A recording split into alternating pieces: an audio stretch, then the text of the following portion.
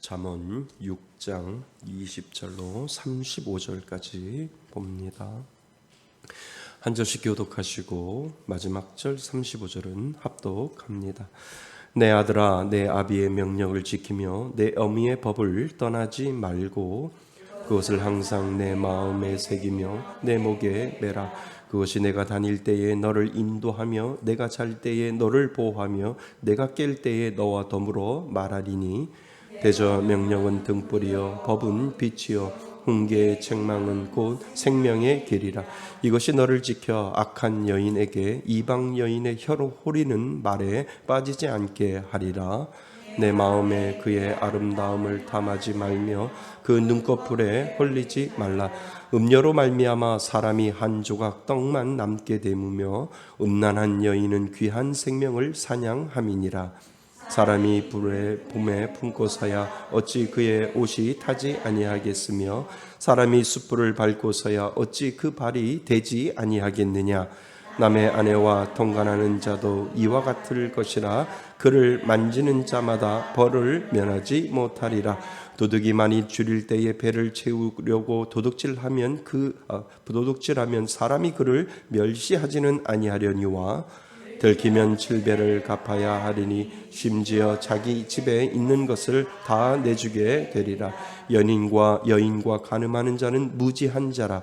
이것을 행하는 자는 자기의 영혼을 망하게 하며 상함과 능력을 받고 부끄러움을 씹을 수 없게 되나니 남편이 투기로 분노하여 원수 갚는 날에 용서하지 아니하고 어떤 보상도 받지 아니하며 많은 선물을 줄지라도 듣지 아니하리라. 아멘. 할렐루야. 예, 오늘 우리는 잠언 강의 11번째 시간을 갖습니다. 잠언 6장 20절부터요 35절까지인데요. 우리가 마땅히 피해야 할 유혹에 대해서 우리가 생각을 합니다. 오늘 잠언은 이 음녀에 대해서, 또 오늘 특별히 간음에 대해서, 또 유혹에 대해서 전체적으로 설명을 하는데요. 잠언에서는 아주 리얼하게 아주 실질적인 부분들을 많이 다루고 있습니다. 우리가 7장에 넘어가 보면 전체가 이 어떤 간음이나 음녀에 대한 이러한 내용들을 우리들에게 설명을 하는데, 이 간음이나 음녀에 대해서, 그리고 그것을 넘어가거나 그것을 통해서 당하는 모든 일들에 대해서 이 솔로몬이 아들에게, 자녀들에게 전해주는 그 이야기는 본인이 경험을 통해서, 그리고 하나님이 주시는 말씀을 통해서 그러한 부분들을 다루고 있다라고 하는 겁니다. 그런데 우리가 먼저 여기에서 생각해 볼 것이 있는데요. 그것이 무엇이냐 하면 고대 사회와 지금 현대의 사회는 다르다는 거예요. 고대 사회는 여자는 하나의 소유물에 불과했었습니다. 그러니까 사회가 그런 거예요. 여자는 남자의 소유물에 지나지 않기 때문에 남의 아내를 빼앗는 것은 자기 소유욕이 있고요, 남의 아내를 빼어서 자기 것으로 만드는 것은 부의 상징이고 권력의 상징이었다라고 하는 겁니다. 그래서 솔로몬은 이런 부분들, 그 당시에 고대 사회에 대해서 남의 아내를 빼서 오는 것, 이것도 간음이고 이것도 죄이고 이 모든 것도 잘못된 것이다 라고 하는 것을 우리들에게 가르쳐 주는데, 이것이 어떻게 현대에 들어와서 우리에게 이것이 적용이 될 수 있을까? 적용이 됩니다. 왜냐하면 지금은 동등의 상태이잖아요. 그러니까 50%가 남자가 간음을 하면 간음하는 여자도 50%라는 거예요. 그러니까 남자가 50%, 사회가 너무나 문란해서 남자가 50%가 간음을 한다면 그 남자의 상대인 여자도 간음을 하는 거예요. 50%. 그러니까 여자가 50% 간음을 하면 남자가 그 상대가 되기 때문에 50%가 된다는 거예요. 그러니까 동등한 입장에서 남자가 여자를 취해서 죄를 짓는 것이 아니라 우리가 해석해야 될 부분들은 무엇이냐면 똑같이 여자도 남자를 취해서 간음하는 거하고 똑같다라고 하는 거죠. 그래서 오늘 우리들은 이러한 부분에 대해서 아주 솔로몬이 아주 실질적으로 이야기를 하고 있고요. 다음번에 우리가 볼 7장 부분은 더 리얼합니다. 이 7장 부분에 대해서 그 여자가 남자를 호리는 방법, 그 남자를 호려서 남자하고 같이 자고 아침까지 우리가 즐겨보자라고 하는 이러한 내용까지 있는데, 그거를 반대로 이야기하면 남자가 즐기는 거고 또 여자도 즐기는 이러한 부분들이 아주 이 잠언에는 아주 실질적으로 담겨져 있는 거지요. 그런데 이걸 왜 솔로몬이 다루고 있을까요? 그리고 왜 이 솔로몬이 오늘을 사는 우리들에게도 이러한 부분들을 하나님이 왜 솔로몬을 통해서 오늘을 사는 우리들에게도 이것을 보여주고 있느냐는 거죠. 왜냐하면 간음 때문에 가정이 깨지거든요. 간음 때문에 모든 것들이 깨지고요. 남자들은 모든 돈보다 권력보다도 여자 때문에 다 깨지잖아요. 그걸 반대로 얘기하면 여자도 그래요. 모든 돈보다 권력보다 남자 때문에 여자는 깨져요. 똑같아요. 그래서 왜 굳이 하나님은 왜 솔로몬을 통해서 오늘을 사는 우리들에게 이러한 부분을 다루고 있는지를 다시 한번 생각해 볼 필요가 있다는 거예요. 거기는 목회자도 예외가 아니라는 거예요. 거기는 권력을 가진 사람들도 예외가 아니라는 거예요. 그러니까 얼마 전에 며칠 전에 안모 예전에 충남지사 그 나왔잖아요. 형을 살고 나왔잖아요. 10년 동안 이제 정치 활동을 하지 못하게 아예 법으로 막아놨잖아요. 인생이 완전히 여자 하나 때문에 완전히 모든 것들이 막혀버리고 더 이상 지속되지 못하도록 기존에 이혼도 하고, 그것으로 인해서 모든 것들이 다 깨어져 버리는 그러한 것들을 우리는 보게 되지요. 예전에 우리 목회자들 중에 아주 잘 나가는 젊은 목회자 있었잖아요. 전 무슨 목사라고 지금도 버젓하게 목회를 하고 있지만 그 가지고 있었던 모든 죄는 그 당시에 벌어졌었던 거죠. 그래서 그 큰 교회를 다 버리고 뭐 받을 건 다 받았겠지만 그것으로 인해서 수치를 당하고 그것으로 인해서 죄를 범하고 그것을 인해서 씻을 수 없는 모든 사람들에게 손가락질을 당할 수밖에 없도록 모든 남자는 모든 여자를 통해서 무너지게 되는 것을 우리는 보게 된다는 거죠. 그렇다면 반대로 모든 여자는 남자들에게 무너질 수밖에 없다라고 하는 거예요. 그러니까 가장 민감한 부분들을 이러한 부분들을 우리에게 다루고 있다라고 하는 것을 다시 한번 우리가 생각을 해서요. 솔로몬이 아들에게 이렇게 가르쳐 주는 것처럼 우리 자녀들에게도 그러한 교육들이 필요하고 이러한 것들이 얼마나 중요한지 모른다라고 하는 것을 오늘 우리들에게 가르쳐 주고 있다라고 하는 거죠. 그래서 이러한 부분들을 우리가 다시 한번 해서 어떻게 자녀들에게 그리고 어떻게 나를 지킬 것인가를 다시 한번 우리가 생각을 해보아야 됩니다. 얼마 전에 결혼식을 제가 주례했잖아요. 신랑 신부가 먼저 주례하기 전에 왔어요. 오고 나서 저하고 집사람하고 이렇게 만났는데 다른 얘기 안 했어요. 그냥 잘 사는데 떨어져서 자지 마. 같이 붙어서 자. 죽을 때까지. 그냥 이쪽 방 저쪽 방 나눠 자지 말고 죽으나 사나 그냥 한 입을 덮고 자. 가운데 아이 끼지 말고 그냥 부부가 같이 자. 이것이 부부가 하룻밤을 넘기기 전에 싸우더라도 같이 자면 모든 것들이 다 풀어지니까 부부여 같이 자라 이렇게 제가 이야기를 했어요. 그랬더니 목사님 명심하겠습니다. 신혼 때는 괜찮아. 떨어져 자라 그러면 막 죽으려고 할 거야.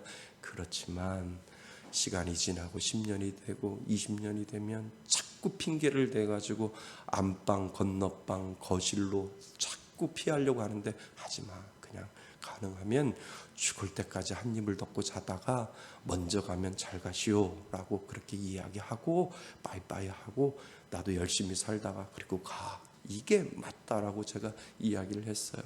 그러니까 지금은 깨소금 나겠지요. 지금 결혼식하고 지금 미국으로 신부는 그 건축 디자이너고 신랑은 그 변호사 이제 합격을 해서 변호사 대학원에 이제 다니게 되는데 정말 잘 살아라라고 그렇게 이야기를 했습니다. 목사님 감사합니다. 그래서 마음속으로 하나님 40년 50년 지켜주게 해주세요. 이 마음 변치 않게 해달라고 그러한 마음으로 제가 기도하면서 그렇게 주례를 섰습니다. 자, 그러한 마음으로 우리가 우리 자녀들도 생각을 하고요. 그리고 여러분들 자신도 생각을 해서 이 모든 것에서 넘어지고 죄짓지 않게 해달라고 하나님 앞에 기도하는 마음으로 이러한 부분들을 우리가 살펴볼 필요가 있습니다. 자, 6장 전반부에서 아버지는 아들에게 보증을 서지 말라고 우리가 지난 시간에 배웠지요. 보증 서지 말고 게으르지 말고 부지런히 일하고 악한 일을 하지 말고 거룩을 사모하라고 가르치고 있습니다. 그렇죠. 우리가 지난 시간에 배웠습니다. 이제 20절부터 시작된 6장의 마지막 가르침은 음녀의 유혹과 그리고 간통에 대한 훈계를 담고 있습니다. 두 가지 형태의 성적 범죄가 있는데 그것은 음녀와의 성적인 관계를 말합니다. 또한 남의 아내와의 성적인 관계를 말합니다. 그리고 이러한 행위는 하나님의 창조 질서를 파괴하는 것이라고 우리들에게 이야기를 하지요. 그러니까 성경은 우리들에게 두 가지를 지금 설명을 하고 있어요. 그러니까 음녀, 그러니까 지금으로 말하면 창녀예요. 창녀와의 성적인 관계, 그러니까 창녀가 있으면 창남이 있는 거죠. 그렇잖아요. 강남에 가면 호스트바 있어요. 내가 돈이 있기 때문에 내가 남자들 쭉 세워놓고 내가 남자 골라서 내가 하룻밤 엔조이 할 수 있는 그러한 관계. 그러니까 남자가 여자만 사는 것이 아니라 여자도 남자를 사는 시대가 되어 있다라고 하는 거예요. 그러니까 똑같은 상황을 똑같이 여러분들이 보셔야 된다는 거예요. 그러니까 음녀와의 성적인 관계, 그러니까 돈 주고 사는 그러한 창녀와 창남이 있듯이 그러한 관계도 이야기하고, 그리고 뭐예요? 남의 아내와의 성적인 관계, 남의 남자와의 성적인 관계, 이 두 가지를 정확하게 성경은 우리들에게 설명을 해주고 있다는 거죠. 리얼해요. 근데 뭐가 더 나쁠까요? 뭐가 더 나쁠까요?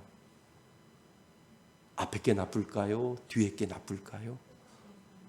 뒤에 게 나쁘다고 성경은 이야기를 해요. 앞에 거를 계속하면 앞에 거를 계속 하다 보면은 내가 먹을 것이 없어진대요. 앞에 거를 자꾸 돈 주고 여자를 사고 돈 주고 남자를 살면 내가 먹을 것 자꾸 돈이 빠져나간다라고 하는 거예요. 그런데 뒤에 거를 죄를 지으면 뭐냐면 내 생명을 뺏어간대요. 그러니까 뒤에 것이 더 무섭다라고 하는 거예요. 그죠? 그러한 부분들을 이야기를 하고 있다는 거예요. 이 뒤에 거를 이야기하면서 솔로몬은 누구를 생각했을까요? 아버지가 누구예요? 에? 아버지가 다윗인데 다윗이 어떻게 했어요? 밧세바, 우리아의 아내 밧세바를 통해서 난 아들이 누구예요? 솔로몬. 그래서 다윗이 하나님 앞에 징계를 받으면서 아들한테 쫓겨다니고 그 아들이 죽는 모습들을 보고 그의 자녀들이 죽는 모습들을 정확하게 성경은 그 자녀들을 그 다윗의 자녀들이 죽는 모습들을 보는 거잖아요. 그것을 통해서 정말 솔로몬은 그것을 지금 생각을 하면서 아들에게 이렇게 하지 마라 라고 이야기를 하고 있는 것이죠. 그러니까 무서운 것을 우리들에게 설명을 하고 있습니다. 자, 다른 죄와 달리 간음은 자신을 죽이고 어디를 죽여요? 가정을 죽이고, 그리고 뭐예요?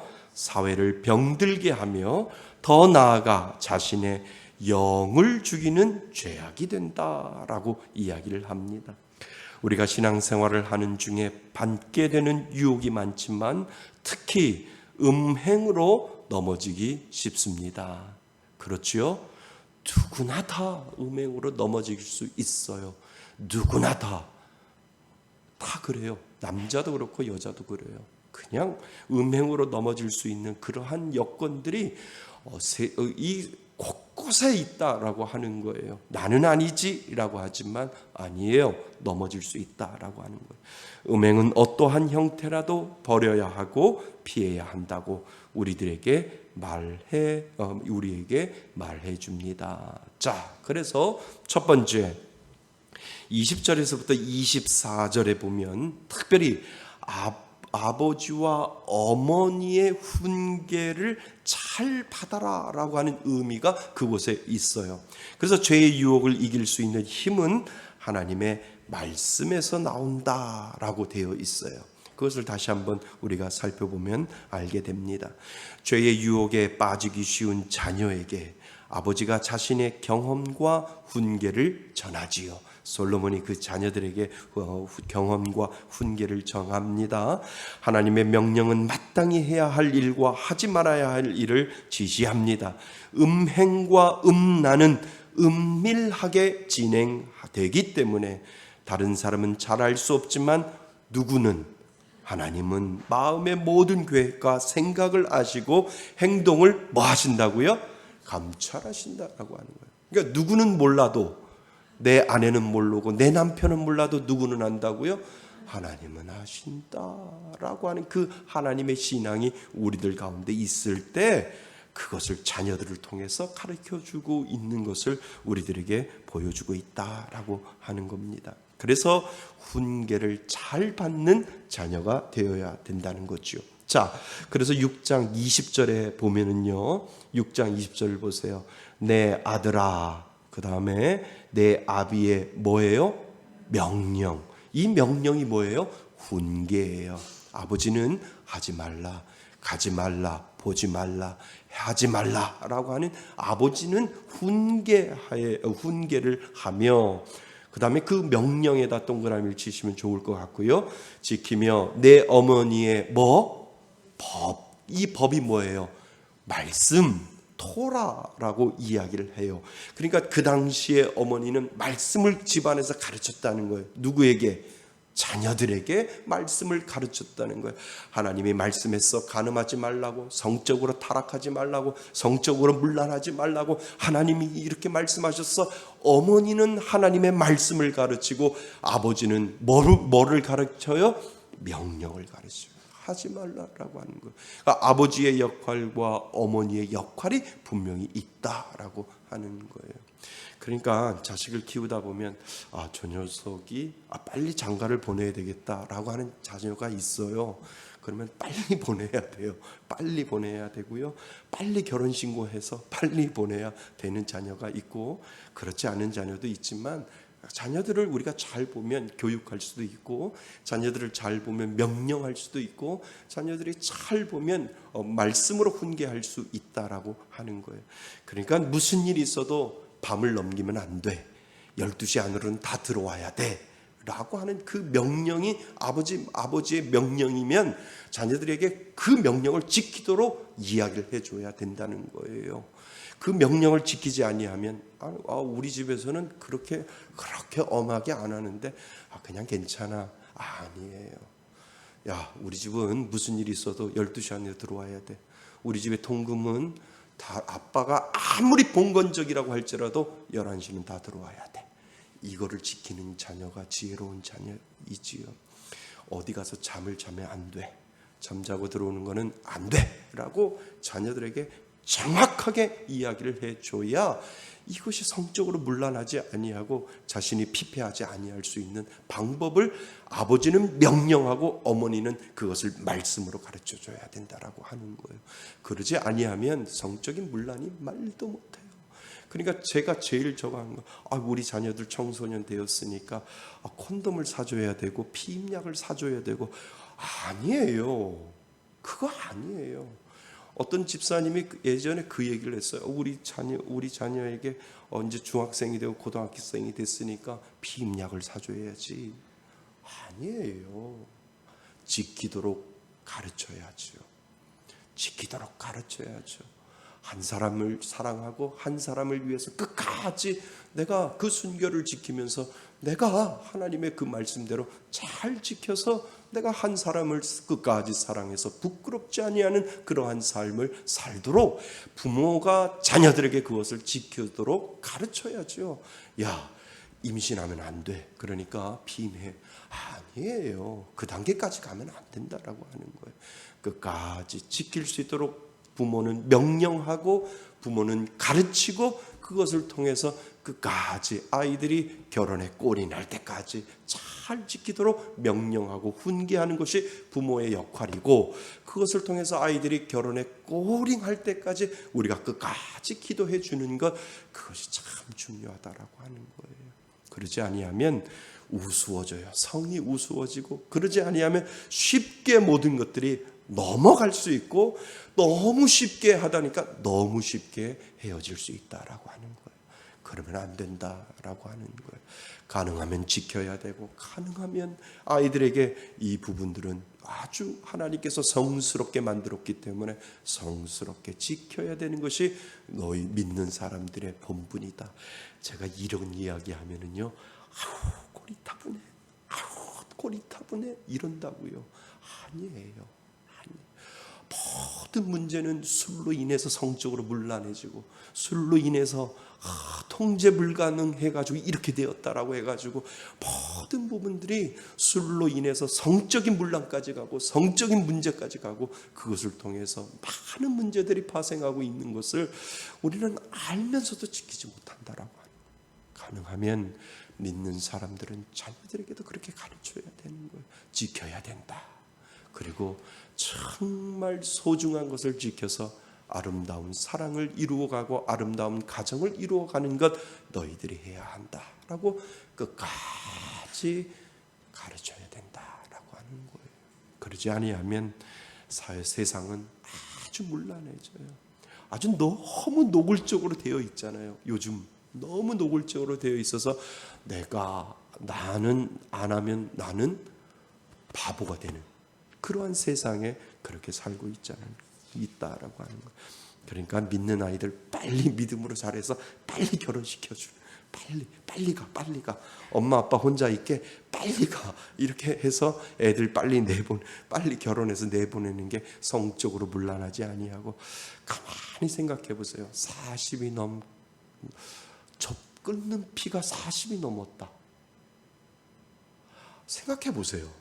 저 끊는 피가 50이 넘었다. 50이 넘어서도 결혼하지 아니하고 저 끊는 피가 50이 넘었다.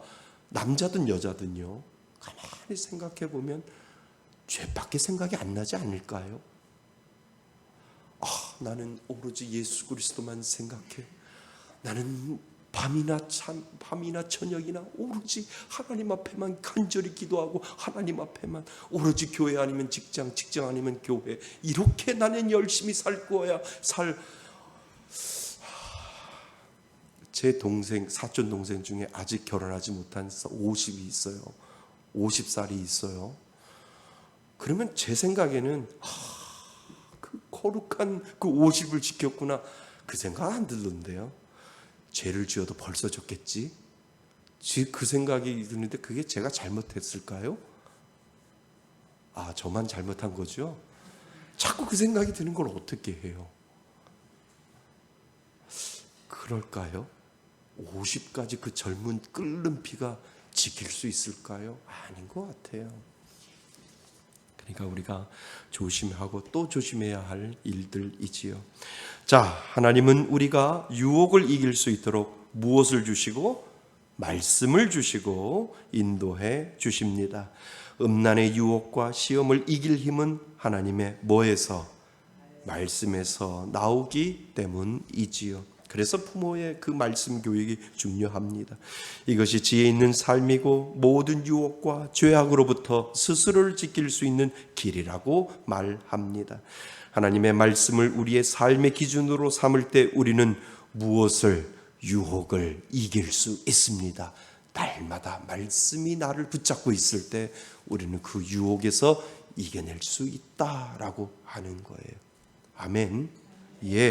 그래서 그 말씀을 마음에 새기고 지켜 행하며 순종할 때 사탄의 유혹을 이겨낼 수 있습니다. 그래서 우리는 하나님의 교훈을 통해 의와 거룩함을 추구하며 정결한 삶을 살 수 있게 됩니다. 우리를 깨끗게 하시는 하나님의 말씀의 능력을 우리는 날마다 경험해야 합니다. 그러니까 젊은이들이 계속 와서 몇 번 저하고 이렇게 상담하는데 이 성적인 문제를 해결하지 못하는 거예요. 해결하지 못하는 거예요. 그러니까 그 젊은이들이 그 끓는 피가, 목사님 이거 어떻게 해야 해요? 자유행위를 하는데 하고 나면은 목사님 제가 너무 힘들고, 목사님 결혼하려고 하니까 또 결혼하기도 힘들고, 또 결혼하는 것에 대한 불안함도 있고, 이것으로 인해서 너무 힘듭니다라고 하는 아주 많은 젊은이들이 거기에 있어요. 거기에 걸려 있어요. 이것을 어떻게 해결해 주느냐 이거죠. 말씀 붙들고 말씀 붙잡고 기도해야 해. 이것도 한계가 있는 거예요. 그러니까 가능하면 어떻게든지 그러한 부분들을 해결해 주기 위해서 기도해야 하고, 또 가능하면 빨리 결혼할 수 있도록 만들어주는 것이 우리가 해야 할 일들 중에 하나다라고 하는 거죠. 점점점 그러한 죄들이 얼마나 많아지는지 몰라요. 그래서 하나님의 말씀을 알고 기억하고 그리고 묵상하지 아니하면 우리는 성적인 유혹에서 벗어나지 못함을 솔로몬은 자신의 경험과 말씀으로 우리에게 가르치고 있습니다. 특히 부모는 가정에서 일생 동안 하나님의 지혜를 의지하도록 가르쳐야 합니다. 맞지요? 예. 그래서 하나님의 지혜가 자녀들의 삶을 올바른 방향으로 이끄는 나침판이 되고 평안으로 있는 보호자가 됨을 몸소 보여주고 가르쳐야 합니다. 이것이 참 우리들에게 해야 할 가장 중요한 일들 중에 하나이지요. 그래서 20절부터 24절까지는 아버지의 명령과 어머니의 훈계를 잘 지키는, 잘 받는 자녀가 되기 위해서 우리가 그 역할을 해야 한다라고 우리들에게 가르쳐주고 있습니다. 자, 그래서 둘째는 무엇이냐면 이제 음행을 했을 때 그 결말을 우리들에게 미리 알아라라고 가르쳐주고 있다라고 하는 거예요. 뭐를 했을 때를요? 음행을 했을 때 그 결말을 미리 우리들에게 가르쳐줘서 네가 음행을 하거나 간음을 하거나 이것을 했을 때 이러한 결론을 맺을 건데 너 미리 결론을 알고 있어야 돼. 결론을 모르면 너는 타락에 빠질 수 있어 라고 우리들에게 가르쳐주고 있다라고 하는 거죠. 자, 그래서 둘째, 하나님께 대한 두려움으로, 뭐에 대한 거요? 두려움으로 죄의 유혹을 뿌리쳐야 한다라고 하는 것을 25절부터 29절까지 우리들에게 가르쳐주고 있습니다. 자, 음란은 드러난 행동과 결과뿐 아니라 마음에 품은 악한 생각과 동기까지 하나님의 심판의 근거가 된다라고 우리들에게 이야기를 해주고 있죠. 그러므로 오늘날 음란의 죄에서 자유로울 수 있는 사람은 많지 않습니다. 먼저 우리가 겉으로 드러나지는 않지만 죄악 앞에서 빨리 반응하는 성향과 성품을 우리는 회개해야 한다라고 이야기를 합니다. 그래서 하나님이 우리 마음에 정결하고 정직한 영을 새롭게 해주시기를 간구해야 한다는 거죠. 하나님이 은혜를 주셨어요. 성경에 보면, 구약에 보면 하나님이 은혜를 주셔서 그 정말 나신으로 살아갈 수 있도록 만든 사람이 있는데 누구 때문에? 여자 때문에. 그 여자 때문에 그 유혹에 넘어가서 하나님 앞에 제대로 서지 못하고 나중에 회개해서 돌아왔을 때 그때는 너무 늦었던 사람 누구예요? 이름이 삼손. 삼손을 우리들에게 지금 가르쳐주고 있잖아요. 삼손이 여자에게 홀려서 여자에게 빠져가지고 하나님이 그 힘과 능력을 주셨는데, 사사로서의 능력을 주셨는데 그 사사로서의 역할을 잘하지 못하고 결국은 눈도 빼앗기고 모든 것들을 빼앗겨서 하나님 앞에 회개했을 때 이미 늦은 그러한 모습을 우리는 삼손을 통해서 보게 되지요. 자, 그래서 성적인 타락은 우리의 몸과 마음과 영혼을 망하게 합니다. 수치와 모욕을 겪고 씻을 수 없는 부끄러움을 당하게 합니다. 그래서 여자의 아름다움을 탐내지 말고 그의 눈길에 매혹당하지 말라라고 말합니다. 자, 25절 같이 한번 읽어볼까요? 25절 시작. 내 마음에 그의 아름다움을 탐하지 말며 그 눈꺼풀에 홀리지 말라. 이야, 너무 리얼하게 우리들에게 이야기를 하잖아요. 내 마음에, 너 마음속에 있는 그 마음속에 그 아름다움을 뭐 하지 말며 탐하지 말. 모든 죄가 그 마음속으로부터 이루어지는데 남자든 여자든 마음속에 누군가를 품고 있는 그 순간부터 너는 죄를 지을 수 있다라고 하는 거죠. 그래서 유명한 말이 무엇인 줄 아세요? 너희 것이 아니면 아름다움도 찾지 말라. 내 것이 아니면 아름다움도 찾지도 말라. 참 멋있는 말 아니에요? 내 것이 아니면 아름다움도 찾지 말라라고 이야기합니다. 왜냐하면 마음의 죄를 지을 수 있으니까. 그 죄가 행동으로 옮겨지고 그 죄가 정말 파멸의 길까지 갈 수 있기 때문에 내 것이 아니면 아름다움도 탐하지 말라라고 우리들에게 이야기해 주는 이유가 바로 거기에 있는 거지요. 그래서 여자의 아름다움을 탐내지 말고 그의 눈길에 매혹당하지 말라라고 말하면서 아주 중요한 말을 합니다. 28절에 보면 사람이 불을 가슴에 품고 자기 옷을 태우지 않을 수 있겠느냐라고 말하고 사람이 되지 않고 타는 숯불 위를 뭐 할 수 있겠느냐? 걸을 수 있겠느냐? 없다라고 하는 겁니다. 그래서 성적인 일탈은 뜨거운 불과 같아서 가까이 가면 뭐 할 수밖에 없다고요? 데일 수밖에 없다라고 하는 것을 우리들에게 가르쳐주고 있다는 거죠. 그래서 남의 아내와 함께 잠자는 사람도 이와 같으니 남의 여자를 건드리는 사람은 벌을 받을 것이다 라고 솔로몬이 이야기하는 것은 뭐예요? 아버지를 생각했다는 거예요. 다윗을 생각하고 자기 어머니를 생각해서 그 아버지의 가문이 압살롬을 통해서 보여지는 모든 그 가정의 그 벌을 받는 것을 그 눈으로 생생하게 이 솔로몬이 보았기 때문에 그렇다라고 하는 거죠. 종종 존경받는 지도자나 목회자가 성적 죄를 짓고 물러나는 모습을 우리는 봅니다. 겉으로 드러나는 죄만 죄가 아님을 우리는 기억해야 하지요. 하나님은 부적절한 성관계뿐만 아니라 음란한 생각으로 접촉하는 것까지 음행으로 보시면서 엄격한 기준을 제시합니다. 우리는 작은 행동 하나에도 주의를 기울여야 합니다. 실제적인 음행은 분명 마음의 음욕이나 옳지 못한 접촉으로부터 시작되기 때문이다 라고 하는 것이지요. 그래서 예전에 한번 아주 더러운 이야기가 있잖아요.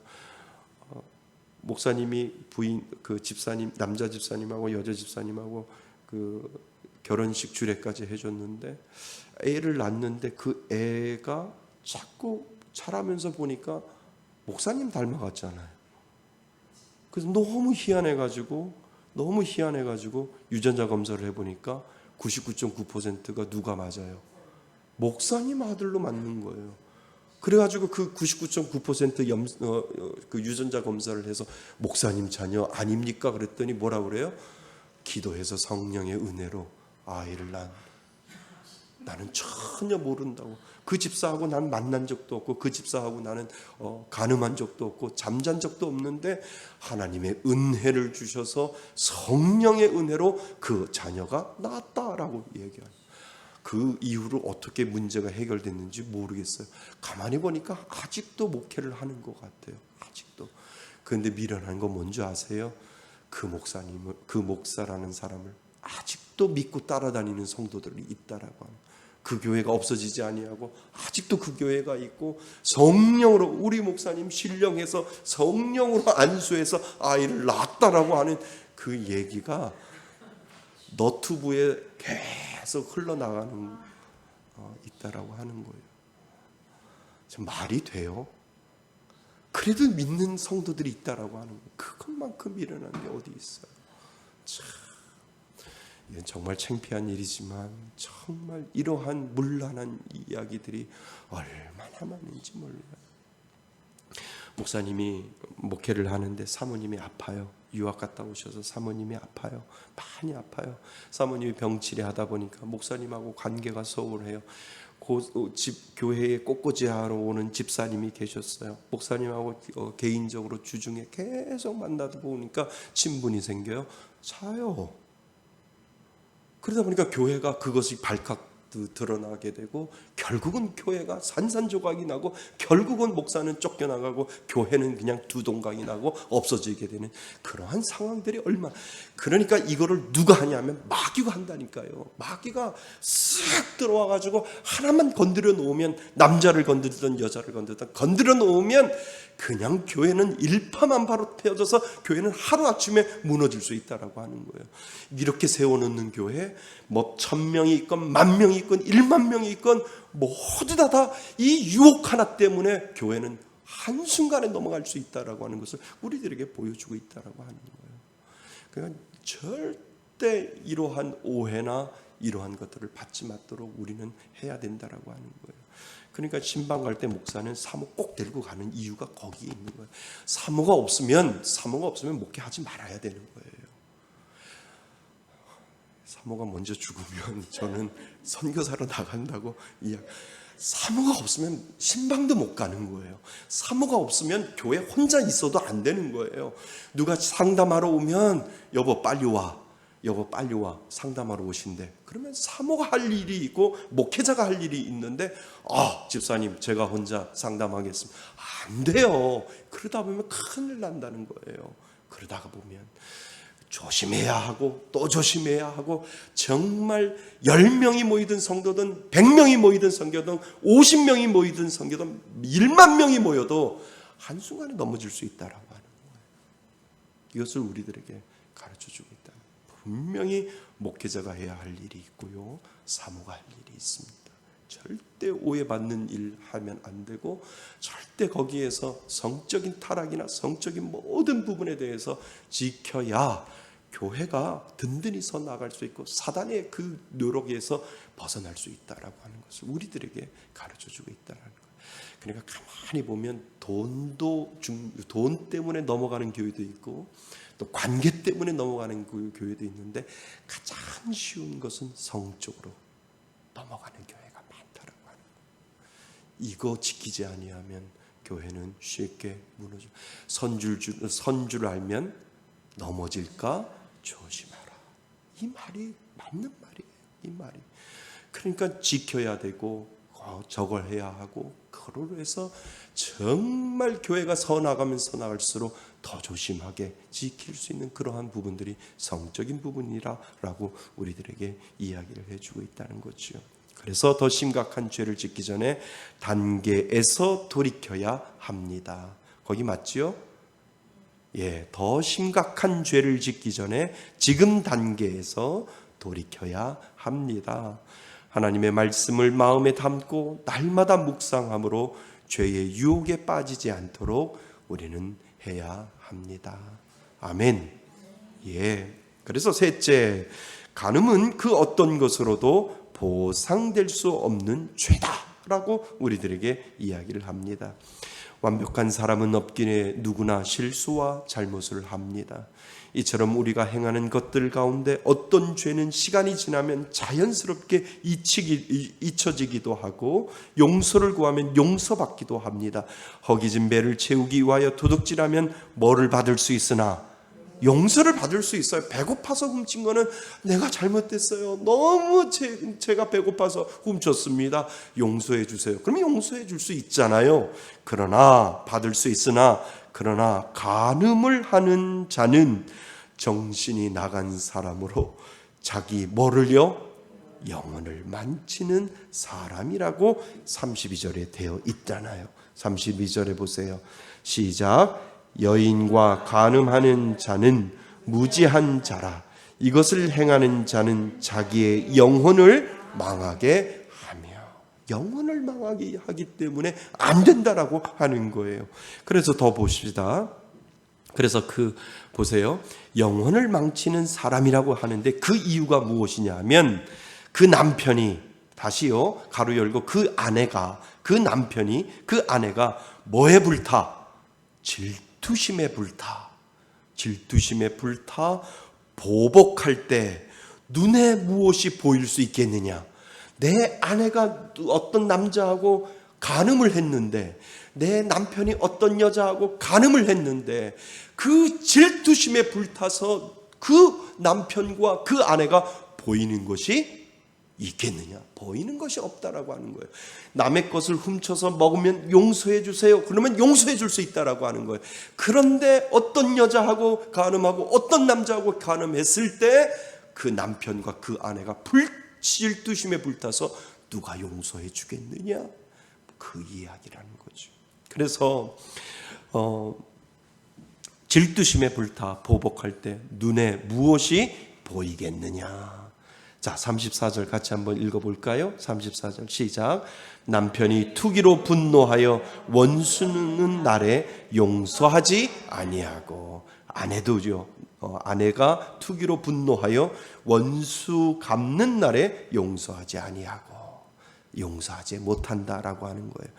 자, 그래서 이혼이라는 거예요. 그래서 방법은 그것밖에 없다라고 하는 거죠. 아무리 많은 보상이나 온갖 선물을 준다 해도 그 분노가 풀리지 않을 것이다 라고 우리들에게 이야기를 합니다. 35절 같이 읽어볼까요? 시작. 어떤 보상도 받지 아니하며 많은 선물을 줄지라도 듣지 아니하리라 라고 하는 거예요. 옛날에 그러한 영화를 본 것 같아요. 카사브랑카? 뱃삼에 묻혀라고 하는 영화를 봤는데 그 가정이 빚을 많이 졌어요. 빚을 엄청 졌는데 여기서 돈을 꾸고 여기서 돈을 꾸고 여기서 돈을 꾸려고 하는데 돈이 없는 거예요. 근데 어느 날 그 여인이, 그 부인이 돈을 이렇게 꿀로 갔다가 동창생에게, 부자가 된 동창생에게 이야기를 하는 거죠. 나 돈 좀 꿔줘 라고 했더니 그 남자가 1억 이야기하는 거예요. 부자니까. 그래, 내가 너한테 1억 줄게. 그래서 하룻밤만 자자. 내가 너 젊었을 때 너 참 좋아했고 너한테 저거 했는데 1억 안 갚아도 돼. 그냥 하룻밤만 잤으면 좋겠다. 이렇게 해서 그 여인이 아주 고민하고 방황하고 고민하다가 잤나요? 네, 잠을 잤어요. 잠을 잤는데 그 남편에게 너무 죄송한 거예요. 너무 미안한 거예요. 빚을 갚았긴 갚았는데 그 동창생 남자에게 돈을 받고 몸을 주고 그리고 하룻밤을 자고 그리고 1억을 받았는데 그 1억이 1억이냐 이거지요. 그래서 갈등하고 고민하고 결국은 살았나요? 네, 결국은 서로 용서하고 살았어요. 어떻게 이렇게 잘 알아요? 예, 그래서 그 나중에 시간 있으면 뱃삼에 묻혀 한번 영화 한번 보세요. 많은 것들을 생각나게 하죠. 그러니까 사람들은 그 마음의 심리 가지고 정말 그 갈등 가지고 사는데, 내가 1억이 없어도 1억이 필요해도 해야 할 것이 있고 하지 말아야 할, 해봐야 평생 마음속에 짐을 가지고 살아갈 수 있을 텐데, 뭐 하룻밤 그냥 엔조이 하는 건데 뭐 세상 사람들은 그렇게 할 수 있어요. 그런데 하나님의 법은 그것을 원치 아니한다라고 하는 거죠. 한번 시간 있으면 한번 그거 한번 보시면 많은 것을 생각하게 합니다. 자, 그래서 아무리 죄를 뉘우치고 용서를 구해다 피해자의 상처가 회복되기 어려운 잘못이 있는데 그것이 바로 간음입니다. 부적절한 성적인 관계를 모의하고 있다면 당장이라도 돌이켜야 합니다. 음란을 버리고 우리 자신을 거룩하게 구별해 주님의 정결하고 순결한 뭐로? 신부로 우리는 살아야 합니다. 그러니까 하나님 앞에 부끄러움 없이 서야지요. 떳떳하게 서야지요. 정결하게 서야죠. 하나님, 저에게 80평생을 살 수 있도록 하나님께서 저에게 생명을 주셨는데 하나님 앞에 떳떳하게 서 갑니다 라고 하는 그 믿음의 고백이 우리 믿는 자들에게 분명히 있어야 된다라고 하는 겁니다.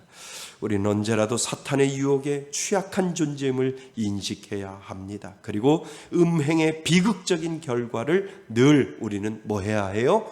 기억해야 한다라고 우리들에게 이야기를 합니다. 자, 결론. 우리는 하나님의 성령이 거하시는 하나님의 성전입니다. 잊지 마시기를 바랍니다. 우리의 몸은 하나님의 성전이에요. 우리가 나쁜 짓 하면 하나님 성령님은 슬퍼하시고, 우리가 하나님 앞에 영광 돌리는 일하면 하나님은 기뻐하신다. 아주 단순한 논리예요. 예수를 믿는 자에게 우리들의 죄의 습성이 있어요. 그렇지만 그 죄의 습성을 뿌리치고 하나님 앞에 영광 돌리는 삶을 살겠다라고 하면 내 안에 성령님은 기뻐하신다는 거예요. 그렇지만 그 반대의 삶을 살면 내 안에 성령님은 가슴 아파하신다라고 하는 거예요. 그것 절대 그거 잊지 마셔야 된다는 거예요. 음란과 음행으로 우리의 몸과 영혼을 더럽히지 않도록 하나님의 말씀의 능력에 의지해 정결하게 우리는 살아가야 된다라고 하는 거죠. 아멘. 오늘은 아주 민감한 거 다뤘어요. 그런데 참 잠언을 제가 좋아하는 이유가 아주 실질적인 부분들을 우리들에게 가르치고 있잖아요. 우리 자녀들에게도 그렇게 가르쳐야 하고요. 그리고 지팡이를 지을 수 있는 힘만 있어도 모든 남자나 여자는 다 성적인 생각을 한다라고 하는 거예요. 할머니 할아버지라도 모든 부분들에 지팡이를 짚고 일어설 수 있는 힘만 있어도 다 성적인 부분들을 다 생각한다라고 하는 거예요. 그래서 그 모든 유혹에서 우리는 벗어나야 된다라고 하는 거죠. 하나님 앞에 떳떳하게 서실 수 있기 바랍니다. 하나님 앞에 정결하게 서실 수 있기 바랍니다. 하나님 앞에 정결하게 섰습니다 라고 하는 이 마지막 고백이 저와 여러분이 되시기를 주님의 이름으로 축원드립니다. 아멘.